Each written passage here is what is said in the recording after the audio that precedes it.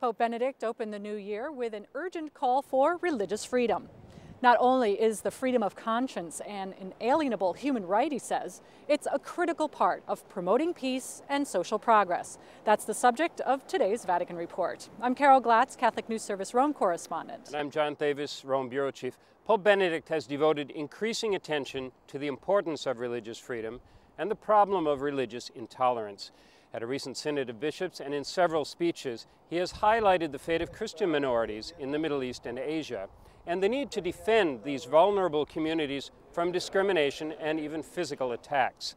It was no accident that the Pope dedicated his 2011 World Peace Day message to religious freedom, saying that Christians are the religious group suffering the most from persecution today. Now that's an unusually strong statement from the Pope, and Vatican officials backed it up by referring to some recent international surveys. One study showed that of all those who suffer discrimination or even death for religious reasons, 75% worldwide are Christian.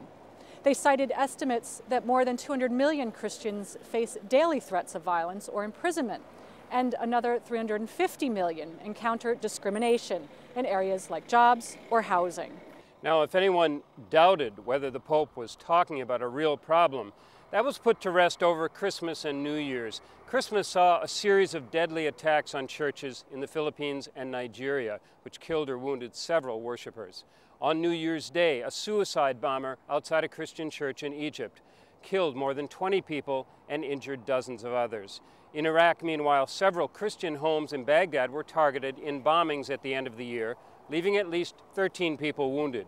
Now, the Pope reacted to all this news by publicly condemning the violence and offering his prayers for the victims and Christian minorities. But he was quite specific in his analysis. He said the attacks were part of a strategy of violence that targets Christians. In other words, he doesn't see these acts as simply part of the background of violence that plagues the Middle East and other regions. He says it's a deliberate tactic of fundamentalists to try to intimidate Christians and move them out.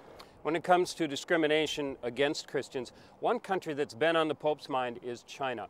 In his Christmas address to the world, the Pope took the unusual step of lamenting the recent deterioration in church-state relations in China and the limitations the government has placed on Christians there.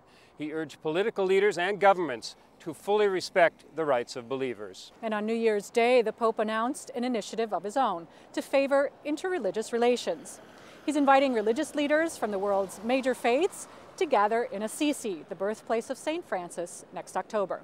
The Pope said the gathering is meant to recall the historic gesture made by the late Pope JohnPaul II when he convoked the first World Day of Prayer for Peace in Assisi in 1986.